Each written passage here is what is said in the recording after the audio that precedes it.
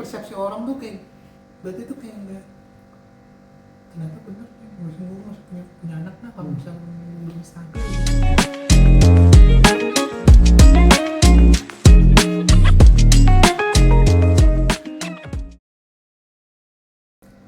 Lu mau nanya apa, Bang?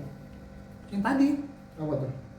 masalah rezeki segala macam gitu, Gitu. menurut lu segala macam tadi tuh menurut lu apakah benar lu percaya kalau misalnya orang yang banyak anak tuh banyak rezeki, cuman itu tadi contohnya pun ada lah gitu. Orang punya banyak, orang udah tahu dia nggak mampu tapi punya anak banyak kan itu kayak kasihan sama anak ya enggak sih? Oh, yang Jadi ini persepsi. yang kasus KDM kemarin ya? Ya jadi persepsi orang tuh kayak berarti tuh kayak enggak, ternyata bener nih gue masih punya anak nah kalau misalnya belum stabil gitu. Tapi dalam pandangan Islam itu nggak di ituin banyak, nggak disuruh buat ini KB gitu segala macam, katanya nggak boleh gitu loh. KB Ya. kan harus keturunan gitu. Baik lagi sebetulnya yang namanya rezeki itu benar, banyak anak banyak rezeki. Tapi banyak anak banyak rezeki bukan rezekinya itu ada di ibu atau bapaknya semua ya. Rezeki itu memang ada masing-masing, di mana kita harus berusaha untuk menggapainya. Itu dulu yang satu kita pahami. Okay. Jadi kalau kita punya anak, ya kan?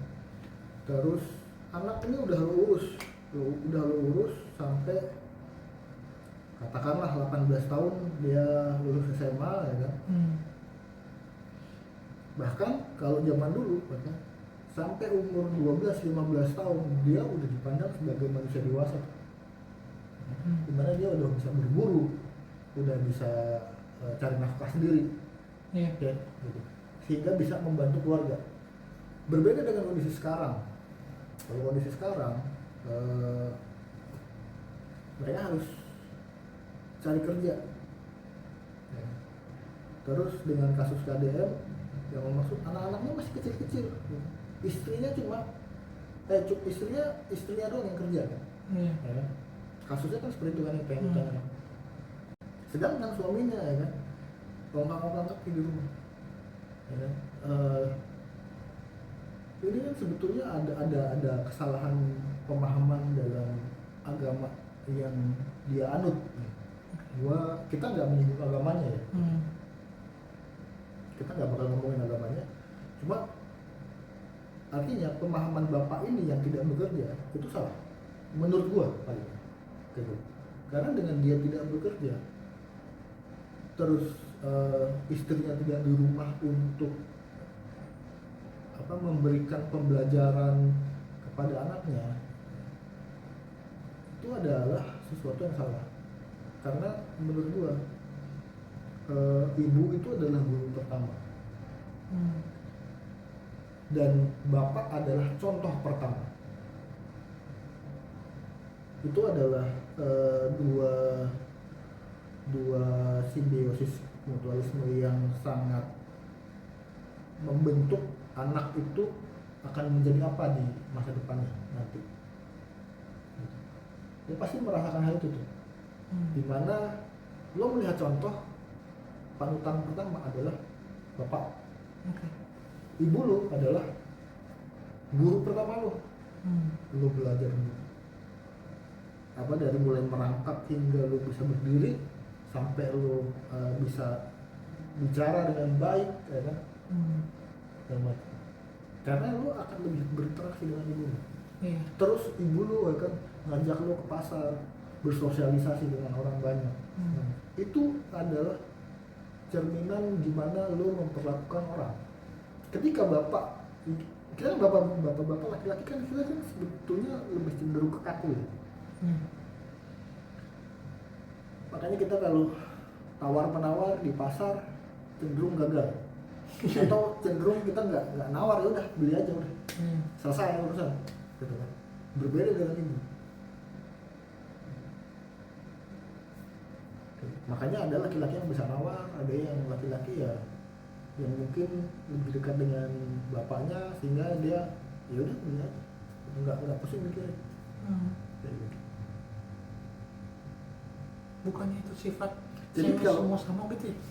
Iya. Maksudnya apa yang sifat? Balik lagi tuh kalau ke rezeki, Hmm. ya balik lagi kalau ke rezeki ya memang ada masing-masing, cuma kalau yang namanya rezeki yang gua percaya, rezeki itu bukan datang dengan sendirinya,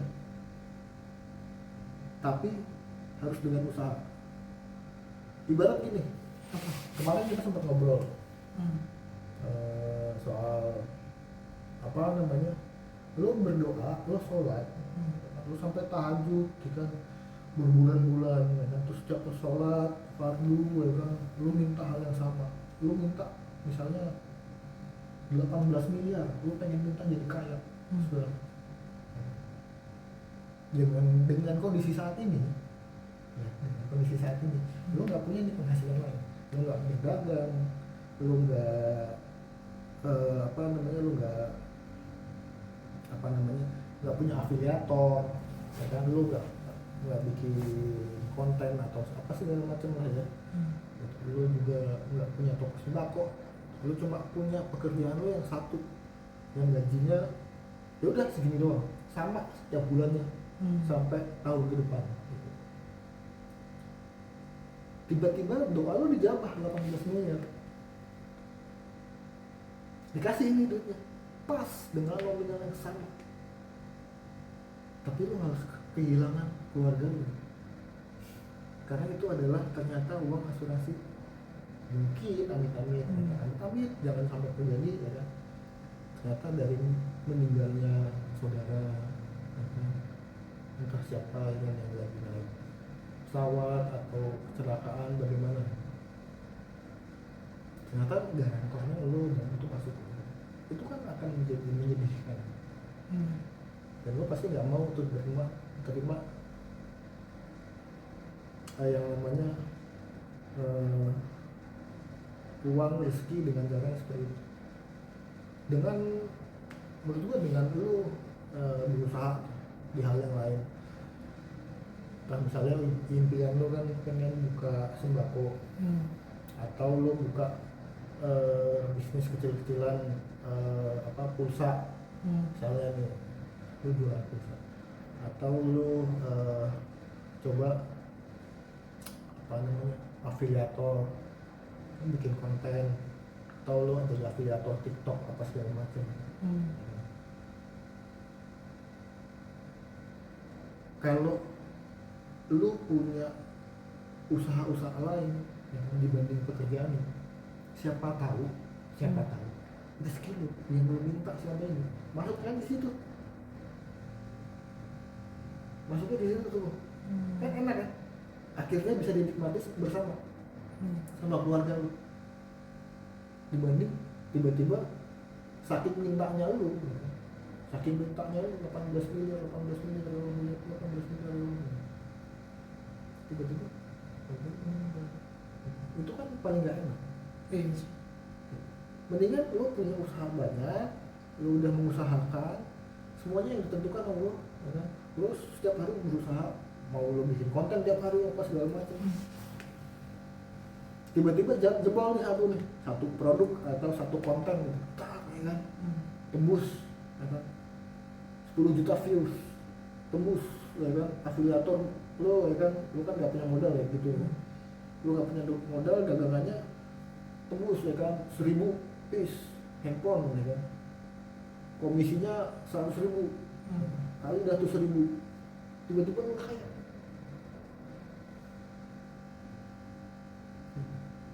Jadi intinya itu lu istilahnya kalau misalnya lu mau melakukan sesuatu tuh harus usaha ekstra keras.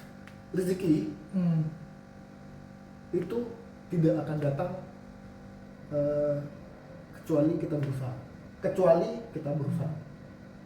Rezeki yang datang tanpa kita berusaha, ya contohnya ada beberapa, seperti menghirup nafas. Menghirup udara ini adalah rezeki. Menikmati cahaya matahari yang hangat. ini adalah rezeki, itu termasuk rezeki. Iya. Lo masih bisa BAB, toilet apa segala macam normal, lo punya tangan lengkap, lo punya kaki lengkap, itu adalah rezeki, sehingga lo bisa melakukan hal-hal yang banyak orang sebetulnya tidak bisa nikmati. Gitu. Kan ada orang yang nggak bisa dengar, nggak bisa lihat, itu adalah rezeki yang nggak perlu lo cari, udah ada, jangan sampai diambil. Cara pandangnya itu seperti itu. Kalau rezeki yang lo maksud adalah uang, kejar sampai mati lo, sampai lo bener-bener jengah, tapi cuma itu hal yang bisa lo lakukan dan lo tetap lakukan. Itu namanya apa ya, kunci sukses itu adalah kedisiplinan. Disiplin. Lo melakukan satu hal yang sama bertahun-tahun, berbulan-bulan, mengembangkan hal tersebut segala macam. Itu sih susah sih. Gitu susah menurut disiplin. Nah itu yang harus ditanamkan ke diri lo, menurut gua ya, karena balik lagi. Lo boleh ambil minum. Nah, kan. Karena lo apa namanya, dengan disiplin lo menembus batasan diri lo sendiri, ya kan. Ketika lo bangun pagi sama bangun siang kan beda. Kalau lo bangun pagi ya kan, artinya lo punya lebih banyak kesempatan, mulai dari sholat, mulai dari ngecek harga, ngecek apa yang trending, ngecek berita ada apa hari ini, cuaca seperti apa. Bandingkan udah siang lo bangun buru-buru harus langsung ke tempat kerja.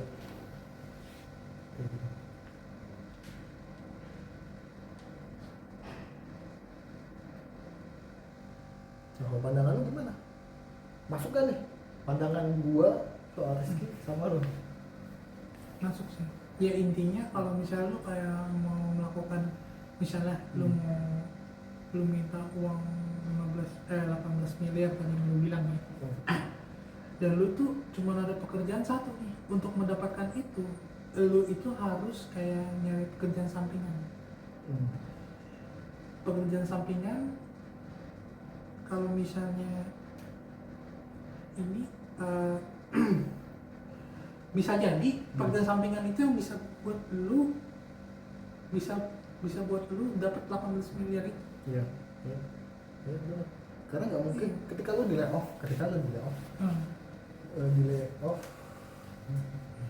dengan perhitungan gaji saat ini ya, lo di layoff,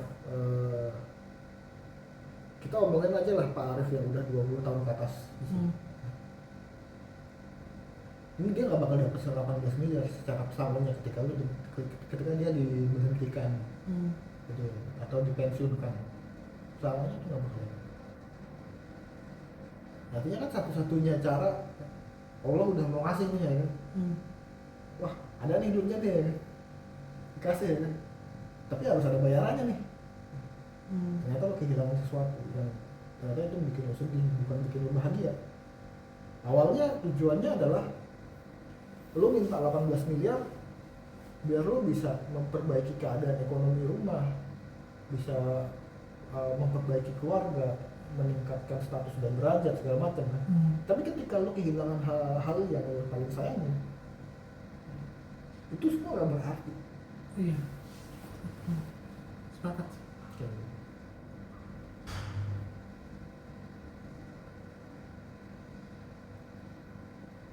Mikir apa tuh?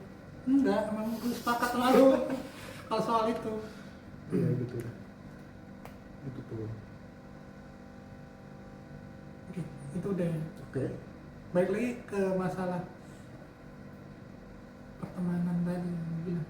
Emang harus difilter. Kenapa kita teman itu, haruskah kita nyari teman yang menguntungkan buat kita sendiri, sementara yang tidak menguntungkan gitu ya udah. Harus jadi teman. Harus. harus. Kenapa nggak dua-duanya aja? Yang menguntungkan juga, yang nggak menguntungkan juga. Kenapa nggak dua-duanya aja? Gini nggak? Kenapa harus yang menguntungkan doang gitu? Gini ya, gua tuh hidup, gua punya teman banyak, tapi yang deket itu cuma yang menguntungkan buat gua. Sejak kapan lu berpikir seperti itu? Apakah karena lu punya trauma? Enggak. Sejak banyak mudaratnya dari teman. Kayak ada teman yang namanya teman mabok. Iya. Ada teman yang namanya teman gosip. Nah, ada teman yang cuma teman olahraga, tapi nggak bisa dibawa ke bisnis apa segala macam, pengembangan diri. Ya udah, menurut gua teman-teman seperti itu ya udah dibiarkan pada tempatnya masing-masing.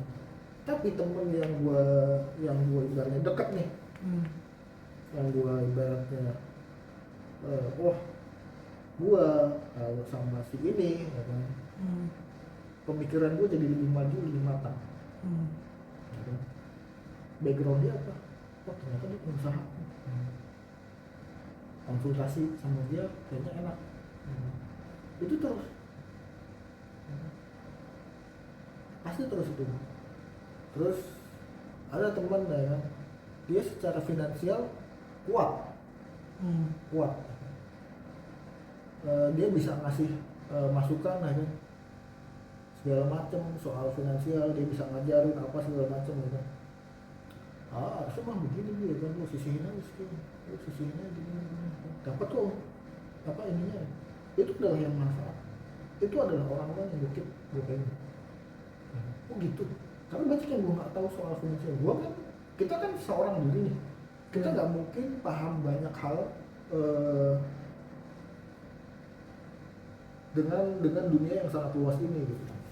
Pasti kita ada spesialisasi kita, kayak ya kita mulai dari bekerja ya kan, dari spesialisasi dari pekerjaan kita ya kan, yang biasa presentasi, biasa bicara ya kan. Terus kita buka podcast kayak gini. Artinya kita juga mengasah kemampuan kita untuk bicara depan umum segala macam, yang nantinya lu juga mungkin bakal berguna ke stand up lu segala macam. Ini kan mengasah gitu. Sehingga keinginan lo tidak hanya menjadi keinginan gitu. Nah, masa iya lu masih pengen berteman sama orang-orang yang cuma bisa ngecengin lu?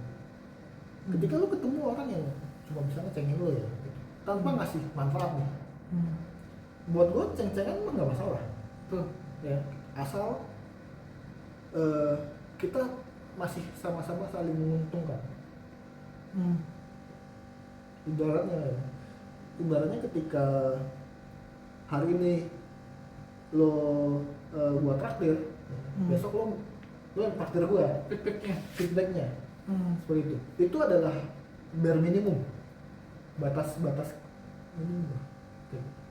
Selain lo bisa bertukar pikiran, bertukar wawasan, bertukar apa gitu, entah mungkin lo bakal ketemu atau tidak teman yang ngasih kepercayaan lo, misalnya oke, gue percaya nih sama lo, kayaknya lo spesialisasi lo udah di sini nih, coba nih, ini gue punya uang, coba usaha lo dengan pemikiran lo bisa nggak nih dijalanin. Jadi itu adalah nilai plus lah yang kita mungkin nggak sangka-sangka gitu, cuma dalam angan-angan kayak gitu. Kan banyak tuh yang tiba-tiba punya usaha, ya kan, tiba-tiba usahanya gede ya. Itu kan hasil dari relasi yang menguntungkan rata-rata. Yang jelek, yang narkoba, yang mabok, itu nggak ada manfaatnya. Jadi memang benar harus difilter kayak gitu. Jangan pernah takut kehilangan teman. Memang kalau lo udah sakit hati, ya mungkin lo memang harus bercermin dulu ya kan. Tapi memang gue yang salah atau enggak sih, atau memang teman ini yang tetap bermasalah. gitu loh.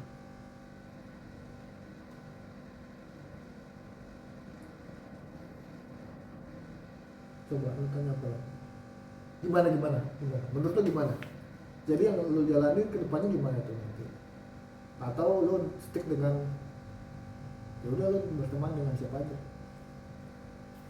Sebenarnya gini loh bang, pasti menurut gua setiap orang itu pasti punya kelebihan dan kekurangan sih. Tuh. Ya intinya kita ambil kelebihannya aja gitu loh, kekurangannya jangan. Iya nggak sih? Iya. Gitu. Ambil kelebihannya, kekurangannya jangan. Masalahnya kalau kelebihannya dia adalah kekurangannya dia, Yang bisa gitu. bisa lah. Kalau lu misalnya nih kekurangannya dia adalah kelebihannya dia, kekurangannya dia adalah suka mabuk, saking suka mabuknya, ya kan? Lu diajak mabuk lu ikut, bisa menghasut lu seperti itu, kayak gini. Keburukannya mabok, kelebihannya ngasih orang gitu nih. Set. Bisa ya. Ya nggak mungkin kan? Iya. Kayak gitu. Apalagi orang-orang yang udah jelas-jelas apa ya, berniat buat di belakang lu. Alhamdulillah selama ini nggak ada sih. Gue Kalau gue sih agak-agak kurang ketika gue melihat dia menjelekkan si ini, dia menjelekkan si ini, karena buat gue nggak ada yang jelek. Balik lagi tuh persepsi dan perspektif. Kalau dia masih menggunakan perspektifnya dia, sudut pandangnya dia, ya udah, jadi cuma sampai itu. Tapi kalau dia menggunakan persepsinya dia, kan dia coba memahami secara keseluruhan, sehingga dia akan sadar sendiri dengan salahnya dia itu apa, dan dia akan berani untuk menjelekkan orang lain.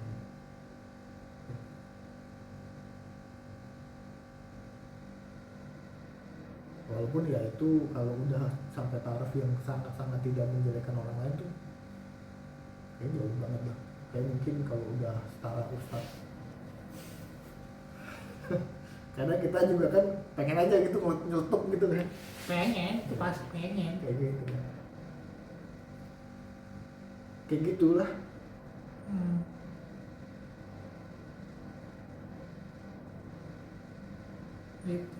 Ya pikiran gue jadi terbuka sih.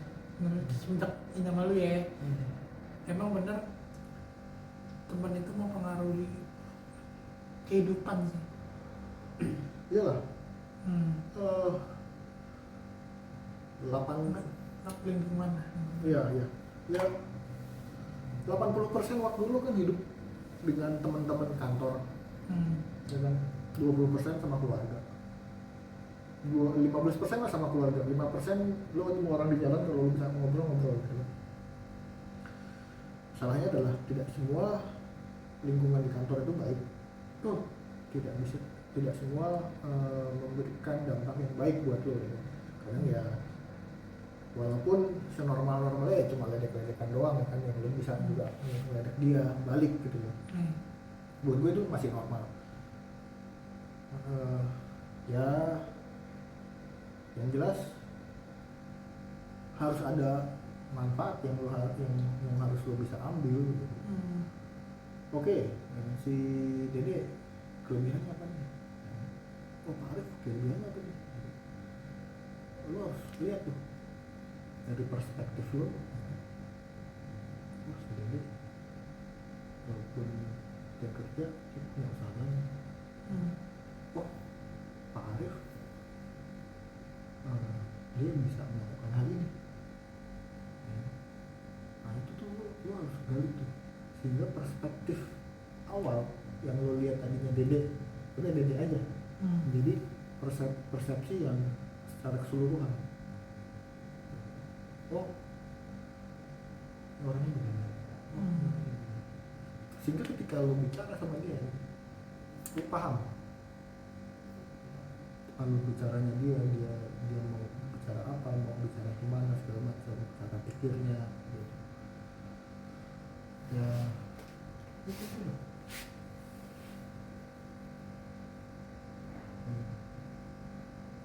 Emang susah-susah mudah, memang harus baik pengalaman, dan gue masih muda sih, 31 ya. Tapi itu masih musuh gue juga masih 9 tahun lagi ya. Lu masih punya banyak harapan, tapi lu nggak boleh lengah ke depan. Kalau lu begini terus dengan kondisi sekarang, lu akan sulit. Kenapa sih? Gua sebagai atasan dari Pak Arif, Dede, lu yang kayaknya yang gua intens kejar itu lu ya. Kayak gitu. Karena gua lihat apa yang harus kayak kita lakukan tanya jawab lah saat ini. FAQ, coba lu tanya apa lagi?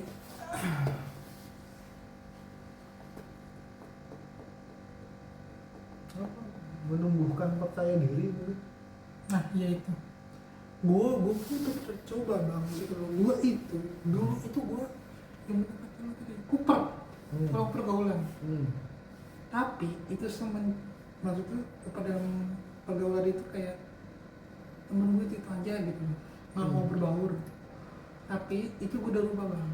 Gue udah rubah semenjak gue kuliah. Gue berkomunikasi sama kakak kelas gitu segala macem, sampai sekarang ini gitu. Istilahnya gue nggak terlalu introvert lah gitu loh. Menurut lo? Ya, menurut gue, karena dulu itu gue itu buat bersosialisasi susah banget bang gitu loh. Mungkin tadi kata lo bilang gue kuper kalau pergaulan. Iya lo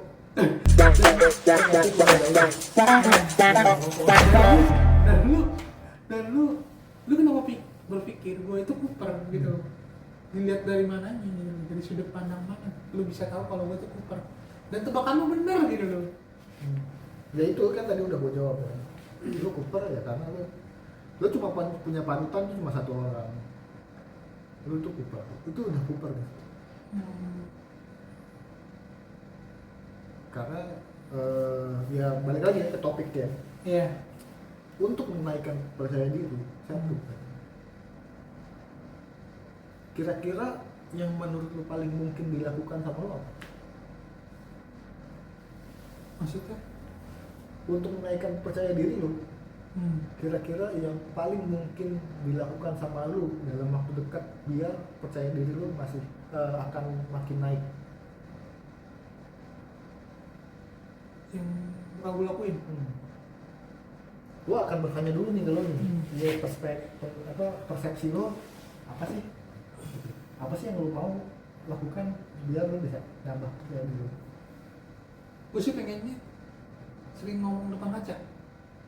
Good, bagus. Itu sih yang gue pengen. Bagus. Dari sekarang nggak cuma di depan kaca kan? Ya. Pakai handphone, ya kan? Lo ngomong, kan? Abis itu udah lo rekam, lo nonton sendiri. Evaluasi, salahnya di mana? Apa yang perlu diperbaiki? Bagus. Terus apa lagi?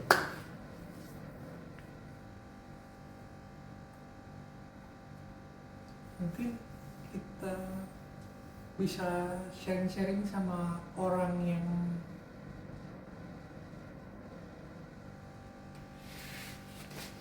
misalnya enggak bikin naik percaya diri. enggak, Yang bikin apa? Biasa aja. Sharing mah kita Apa tuh? berbagai. Kebanyakan tuh apa yang buat menaikkan percaya diri itu? Coba Selain lu pikir lagi.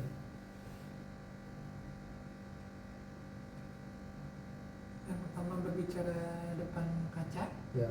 Dari depan kaca itu apa yang lo lihat? diri sendiri lah. Ya diri lo sendiri. Apa yang harus diperbaiki di diri lo? Kayak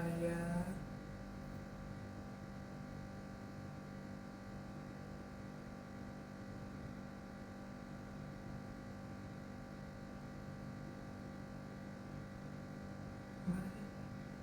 Fisik lo bisa diperbaiki. Bisa Itu. rajin olahraga gitu segala macam. Hmm. Itu bisa naikin percaya diri. Bisa. Penampilan? Penampilan lo udah cukup baik. Nah, gue tuh dulu parah gue. Penampilan lo udah cukup baik. Oh, Menurut gue ya. oh, Secara penampilan lo udah cukup baik. Tapi ketika fisik lo udah lebih baik, postur, satu postur. wah, Lo udah lebih tegak, kan lo udah. Lo olahraga nih, misalnya push up. Lo push up. Mungkin dari 10 kali sehari, tapi setiap hari tuh. Oh mungkin lo nggak kuat 10 kali ya kan, mungkin 3 kali sehari, 3 kali ya kan. Karena cuma 3 kali setiap hari ya kan, lo tambah akhirnya ya kan. Pagi 3, sore 3, misalnya pulang kerja ya. Terus kurang, lo merasa kurang, tambah lagi 5, besoknya tambah lagi 10, minggu Lu depannya belum tambah. gitu? Iya dulu gue belum. Kan dulunya gue bongkok, dan gue masih bongkok sampai sekarang. Cuma bedanya adalah kalau lo perhatiin dada gue itu lebih bidang dibanding sebelumnya. Ini gue lebih besar karena gue memang push up. Dan ketika gue melihat badan gue udah lebih bagus ya, terus gue nyamping gitu ya, bongkok gue memang masih bongkok, tapi bongkok gue adalah bongkok kekar, bukan bongkok yang begini, bukan. Dulu gue kan bongkok begitu. iya. Dan gue jadi percaya diri, dan ketika gue pakai baju ya, set yang bagus, makin keren. Padahal baju gue pas sama aja. Itu dulu lu buat ngelakuin kayak olahraga segala macam itu karena emang keinginan lu sendiri atau memang dulu ada yang bilangin lu harus ubah gitu. Enggak ada yang bilang. Dulu gue pengen sendiri. Gue pure pengen sendiri. Gue ngerasa gue terlalu kurus. Dulu dengan tinggi gue yang cuma 168 ini, berat badan gue itu 55-57. Gue kurus banget. Sekarang berat gue 63 setengah. Dan gue olahraga isi kan akhirnya ke kota ada, walaupun makan gue nggak gue masukin protein buat jadi kayak Adera ya, kayak siapa binaragawan apa segala macam, gue makan secara normal kayak gitu. Lu kalau fitness gitu berapa minggu sekali? Gue kan gak langsung fitness. Malah fitness. Kalau fitness, kalau lo nanya saat ini gue fitness berapa minggu sekali, gue fitness itu seminggu 5 kali. Set, pulang kerja dia bisa. Berangkat kerja, sebelum berangkat kerja gue fitness dulu. Wah, udah buka. Jadi gue mandi itu bukan dari rumah, dari gym. Tapi gue olahraga itu dari sepedahan dulu, mulai sepedahan ya kan. Ternyata gue memang gue perokok berat. Terus nafas gue ngap-ngapan waktu sepedahan, padahal cuma dari rumah ke Pulau Gadung yang jaraknya cuma dekat banget. Terus dari ngap-ngapan itu ya kan, gue sadar diri akhirnya ya udah, gue di situ coba jalan, terus gue coba lari, terus gue coba sepeda, kardio tuh gue lebih banyak tuh. Kardio. Berarti itu dulu gampang capek ya? Gampang capek. Dari situ langsung awalnya tuh gue nggak pengen, gue nggak ada pikiran untuk pengen nge-gym. Gue cuma beli barbel gue beli yang sampai 20 kilo yang bisa bongkar pasang tuh. Iya. Kayak gitu, gue beli 20 kilo Awalnya dari barbel tuh. barbel sama kursi gym gue beli. Kursi gym gimana? Iya, yang bisa dinaik turun kan. Jadi lu bisa tiduran begitu. Oh, yang kayak gini. Terus Ada bisa- barbelnya juga di atasnya ya? Enggak, barbelnya mah tetap lu barbel bawah. Kursinya doang yang gue beli. Jadi sambil duduk sambil begini gitu ya? Kayak gitu. Itu tadinya awalnya. Ya udah, terus ya kalau ditanya nge-gym mah itu karena cewek gua nyuruh nge-gym, karena dia pengen nge-gym, akhirnya gua diajak, ya kan. Ya udah, akhirnya gua Berarti nge-gym. lu nggak nge-gym dulunya? Maksudnya kayak cuma olahraga biasa doang? Tapi gua memang udah push up dari dulu. Terus gua beli pull up bar, cuma nggak pernah gua pakai karena gua nggak kuat.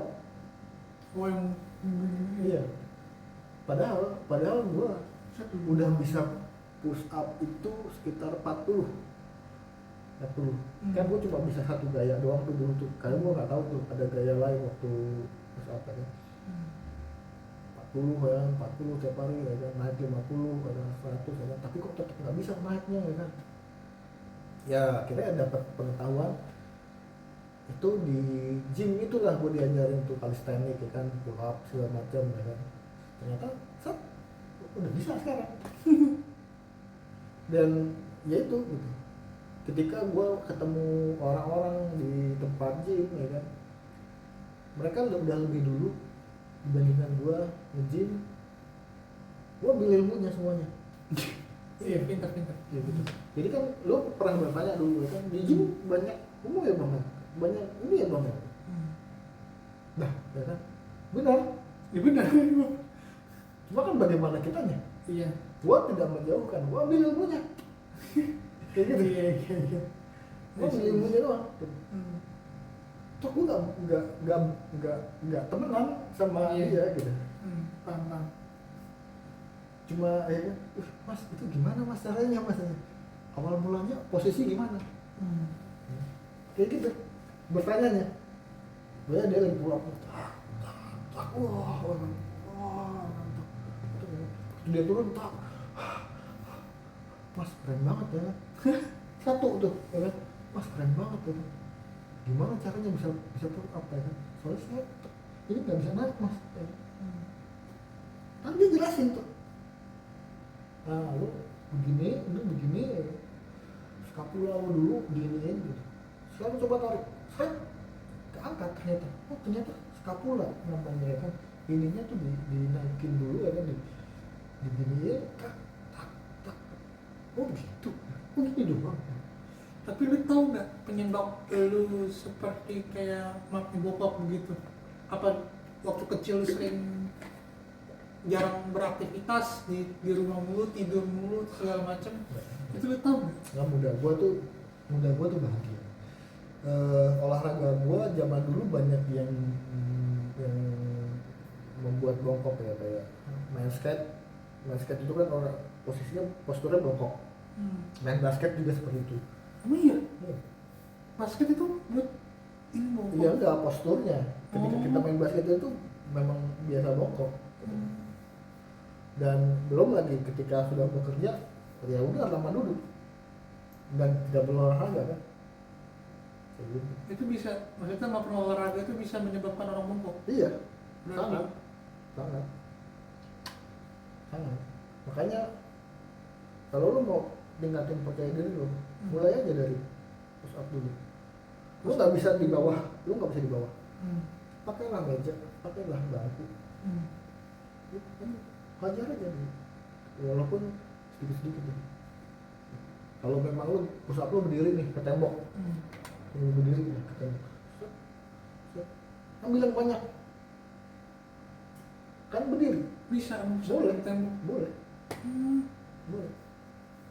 Nanti lu udah kuat nih, misalnya lu udah kuat 20 di tembok, harusnya lu bisa sekitar di bawah itu bisa sekitar 2 atau 3 kali. Tapi lu dulu tuh emang pagi 5 kali. Jadi kan percobaan dulu pertama. Siang 5 kali, sore 5 kali gitu. Apa cuma pagi doang lu pertama-tamanya itu? Awalnya pagi Pagi. gue ngerasa kurang, gue harus tambah. Gue ngerasa kurang, gue harus tambah. Kayak gitu. Karena kayak pagi doang cuma 5, kayak kok nggak kerasa manfaatnya, kok nggak kerasa ya. Karena ketika lo udah olahraga, ada perbaikan struktur otot di badan lo, itu akan berasa. Ini contohnya ya, kayak ini nih mulai berasa. Jadi gue kayak ini ada ganjelan. Sekarang berapa bisa sehari? Pagi lah. Bisa berapa kali? 30. 40, siang 40, Itu 40, setiap malam 40. buset. Itu Itu naik gak setiap bulan? naik pasti. Lu targetin naik. Naik. Berarti setiap bulan nih naik 10 gitu. Naik 5 atau 10. Buset. 10 itu ketinggian sampai. Karena napas juga kan. Naik 5, gitu. Kadang naik 3, gue coba gitu, paksanya. Tambah lagi ya kan, fail, jatuh ya. Ya udah, akhirnya gue coba, walaupun tuh fail. Walaupun gak berhasil ya. Iya, tapi efeknya itu berasa. Selain sakit di badan lo ya, lo lebih bahagia karena dopaminnya satu. Terus pikiran lo juga lebih baik karena lo dopaminnya naik ya kan, lo untuk berburuk sangka itu minimum gitu. Oh bisa itu begitu. Bisa mempengaruhi. Jadi orang yang sering berburuk sangka itu jarang olahraga. Bisa dibilang seperti itu menurut gua, karena orang yang berburuk sangka itu orang yang cenderung suka mengeluh. Orang yang suka mengeluh itu cenderung orang yang malas, tidak pernah berusaha, sehingga dia membandingkan hidupnya dengan orang lain. Kayak gitu. Nah, rata-rata orang yang suka mengeluh itu malas. Kalau orang malas, artinya ngapain? Kerjanya nggak ngapa-ngapain, nggak punya kerjaan. Orang dia malas, iya dia kerja. Paling kerjanya ngapain sih? Kerjanya dia.